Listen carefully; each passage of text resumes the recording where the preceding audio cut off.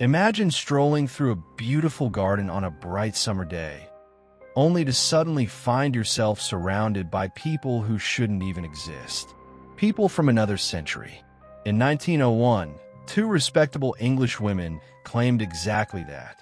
What started as a casual visit to the Palace of Versailles in France turned into one of the most baffling and controversial time slip cases in history. This is the chilling story of the Versailles Time Slip, also known as the Moberly Jourdain incident. Charlotte and Moberly and Eleanor Jourdain weren't thrill seekers or ghost hunters. They were well-educated, highly respected academics. Moberly, principal of St. Hugh's College, Oxford. Jourdain, a teacher and writer, later vice principal. In August 1901, they were visiting France, exploring Versailles. But on the afternoon of August 10th, their lives would change forever. The women were searching for the Petit Trianon, a small chateau once belonging to Marie Antoinette. As they walked, something felt off. The air grew heavy. The sunlight dimmed unnaturally. The sound of birds and insects suddenly gone. They noticed two men dressed in long green coats and tricorn hats, outfits from the 1700s. The men pointed them down a path. Confused, the women followed deeper into silence. The further they went, the stranger it became. A woman with a pale face and powdered hair, dressed like a courtier. A man with a deformed, pockmarked face, staring at them with hostility. Soldiers carrying muskets, standing guard. And then, Charlotte Moberly saw her. A woman seated on a stool, calmly sketching. Dressed in light summer clothes, with fair hair under a wide-brimmed hat. Moberly later swore it was Marie Antoinette herself, just as she appeared before her downfall in the Revolution. But when Moberly blinked, the figure was gone. Suddenly, they were approached by a man in a wide-brimmed hat who urged them to cross a small bridge. The moment they did, everything snapped back to normal. The sounds of birds returned. The heavy atmosphere lifted. The strange people were gone. They finally reached the Petit Trianon, but the uneasy memory of what they had just seen haunted them. At first, they told no one. They feared ridicule. But weeks later, they compared notes and discovered their memories matched eerily. Together, they began writing their account, which years later was published in a book titled An Adventure, 1911. They described their Versailles visit in meticulous detail, but it read more like a tale of time travel than a tourist diary. Their story shocked and divided readers. Was it imagination or something far stranger?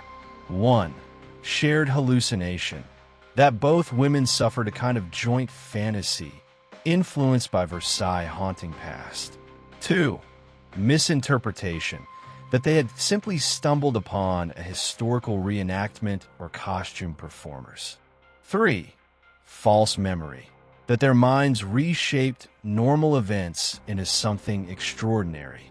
One, time slip, they literally stepped through a wrinkle in time, back to the 18th century. Two, residual haunting. The gardens trapped powerful echoes of Marie Antoinette's final days, replaying them to sensitive minds. Three, psychic vision. The women may have unknowingly tapped into a spiritual memory of the palace. Some details they gave were striking. The paths they walked didn't exist in 1901. Historical maps later showed such paths existed only before the Revolution. The clothing described matched late 18th century French court fashion, too specific to be guessed. The sketching woman resembled portraits of Marie Antoinette at the Petit Trianon. Could two rational women really invent such accuracy?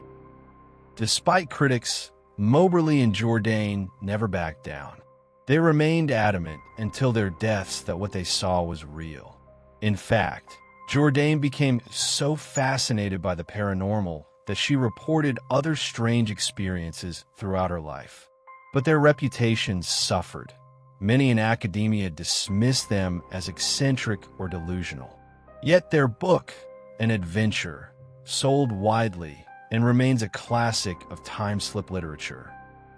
Time slip claims didn't end there. Around the world, people report similar events. Drivers suddenly seeing ancient battles on highways. Tourists entering villages that vanish hours later. People hearing voices and music from centuries past. The Versailles incident remains one of the most famous because the witnesses were respected scholars, not thrill seekers. So what really happened on August 10th, 1901? Did Charlotte Moberly and Eleanor Jourdain fall into a tear in time? Or were they simply victims of imagination fueled by history?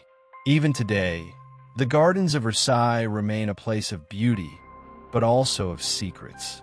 And if you ever walk those paths alone, listen carefully, because the past may be closer than you think.